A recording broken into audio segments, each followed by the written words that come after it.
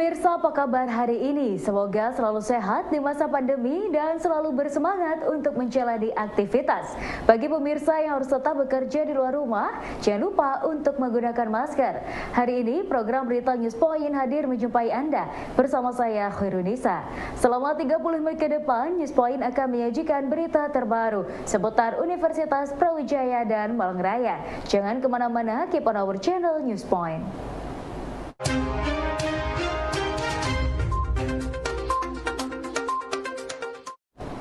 Pemerintah mengambil kebijakan pelonggaran penggunaan masker saat beraktivitas di area terbuka. Padahal dari WHO belum menurunkan level pandemi menjadi endemi. Epidemiologi UB Dr. Holipa menanggapi bahwa kebijakan ini merupakan transisi menuju kondisi normal. Meski demikian, saat beraktivitas di area kerumunan dan keramaian, sebaiknya masker tetap digunakan, serta vaksinasi COVID-19 terus ditingkatkan. Pemerintah memutuskan untuk melonggarkan kebijakan pemakaian masker. Jika masyarakat sedang beraktivitas di luar ruangan atau di area terbuka yang tidak padat orang, maka diperbolehkan untuk tidak menggunakan masker.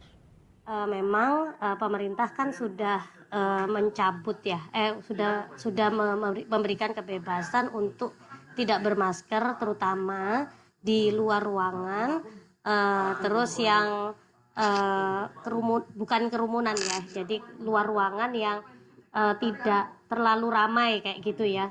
Itu kan yang dari pemerintah seperti itu. Memang ini menindaklanjuti karena adanya penurunan dari kasus COVID yang cukup signifikan, bahkan sampai setelah habis Lebaran ini juga tidak ada peningkatan yang signifikan kayak gitu. Cuma untuk COVID sendiri, karena memang ini belum dicabut dan memang pandemi sendiri ini belum dicabut, dan juga untuk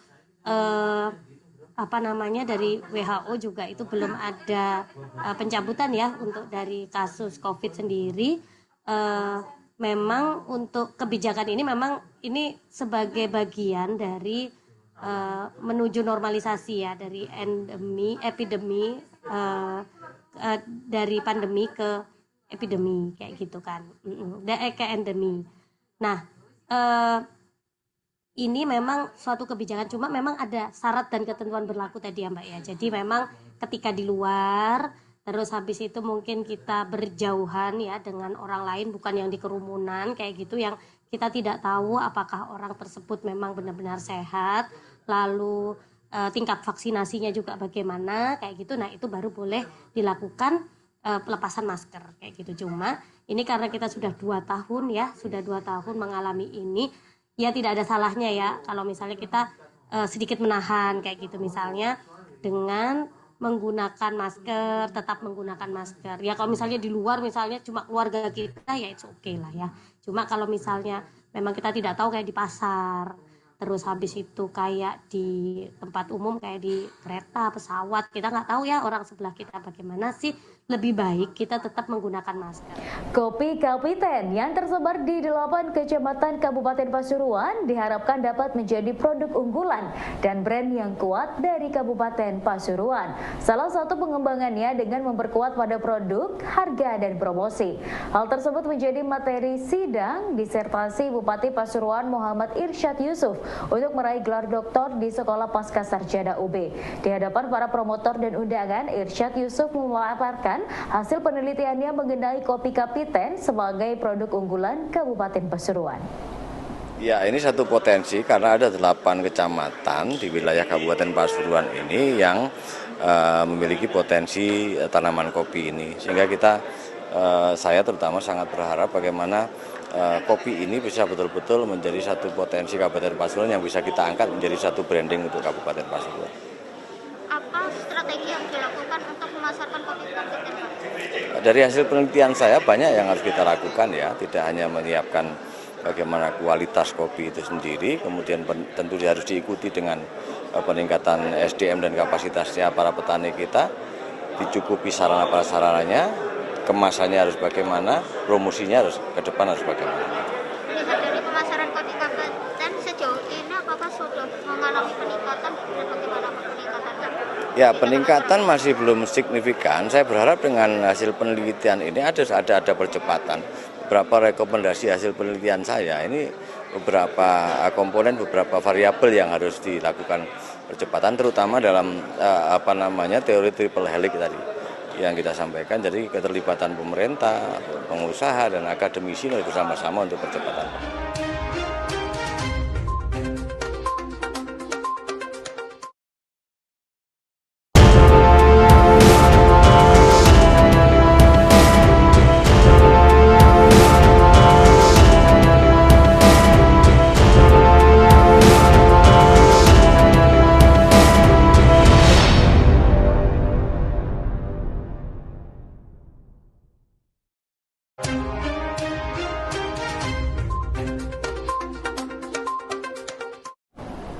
Branding produk lokal diharapkan mampu mengangkat produk lokal tersebut ke level yang lebih tinggi. Hal tersebut disampaikan oleh Direktur Sekolah Pascasarjana UB, Profesor Muhammad Husaini, usai sidang disertasi Bupati Pasuruan Muhammad Irsyad Yusuf.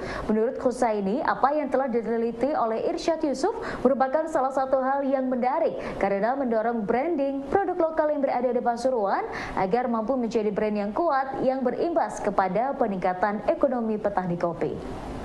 Ya, saya kira ujian disertasi Saudara Muhammad Irsyad Yusuf pada hari ini sangat luar biasa, dihadiri oleh tokoh-tokoh penting ya, dan beliau sebagai mahasiswa dan juga sekaligus yang saat ini masih bertindak sebagai kepala daerah, saya kira pantas kita apresiasi masih menyempatkan waktu untuk bisa studi lanjut S3 dan juga bisa menyelesaikan disertasi cukup baik ya. Saya kira topik disertasi yang terkait dengan branding produk lokal sebuah pemerintah daerah ini menjadi cukup penting ya, karena menjadi local wisdom bagi daerah untuk diangkat menjadi produk yang bisa bereputasi di level yang lebih tinggi, baik mungkin nanti harapannya bisa diangkat ke level nasional maupun internasional.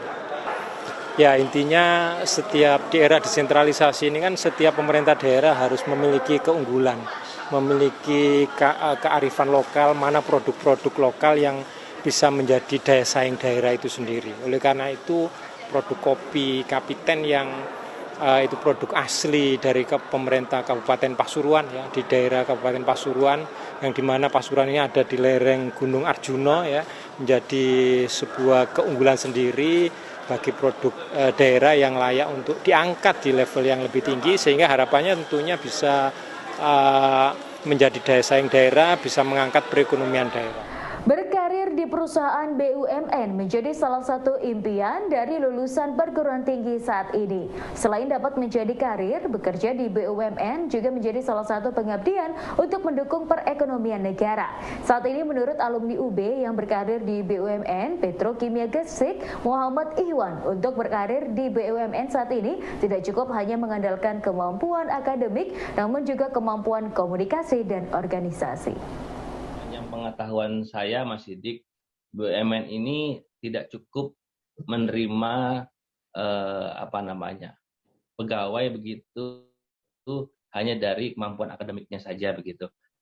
Banyak yang sudah meninggalkan tren seperti itu. Sekarang trennya akademik itu nggak cukup gitu. Akademik juga harus dibarengi dengan kemampuan komunikasi, kemampuan organisasi yang baik. Saya 2005 masuk Petrokimia Gresik, mungkin 15-16 tahun begitu, yang saya alami begitu, kemampuan dalam mengelola organisasi, kemampuan dalam berorganisasi, berkomunikasi ini mungkin sangat dominan dalam perjalanan karir karyawan di BUMN. Jadi pinter saja, pinter bagus, tapi pinter saja tidak cukup begitu, Mas Sidik. Perlu ada soft competence yang perlu dikembangkan lebih jauh. Nah, kami berpesan kepada teman-teman, adik-adik mahasiswa, ya selain akademiknya jos baik, sejujurnya juga diimbangi dengan pengembangan soft competence yang juga baik dan mumpuni, sehingga dapat mendukung kerjanya nanti di Selama masa pandemi, industri kesehatan mengalami abnormal return dalam bentuk kenaikan kinerja perusahaan maupun kenaikan harga saham. Namun seiring dengan pandemi yang melanda, menurut Kepala Laboratorium Investasi dan Pasar Modal FEBUB, abnormal return ini akan kembali menjadi normal return. Nah, seiring dengan kebijakan terbaru dari Presiden Jokowi, ya, di mana pandemi sudah melandai, kemudian sudah ada himbauan boleh tidak memakai masker, gitu ya kan, di area terbuka yang sedikit orang, ya memang ini bisa mempengaruhi kinerja saham-saham di bidang healthcare tersebut. Ya. Sehingga yang selama ini mereka menikmati abnormal return, ya, jadi istilah itu abnormal return ya dalam buku-buku ya. Sekarang return mereka kembali normal saja. Ya. Tapi secara keseluruhan ya saham-saham ini termasuk saham yang stabil ya, artinya tetap aktif gitu ya, karena memang kan kebutuhan akan alat kesehatan, rumah sakit, ya kan obat-obatan itu kan terjadi sepanjang waktu ya, sama seperti kebutuhan untuk konsumsi, jadi begitu. Nah, tapi ada kemungkinan naik lagi kalau ternyata kebijakan Pak Jokowi ini gagal ya, dalam artian bahwa dengan kebijakan boleh membuka masker itu akan menimbulkan lagi peningkatan kasus COVID. Nah itu bisa naik lagi, jadi begitu. Kalau menurut analisis saya.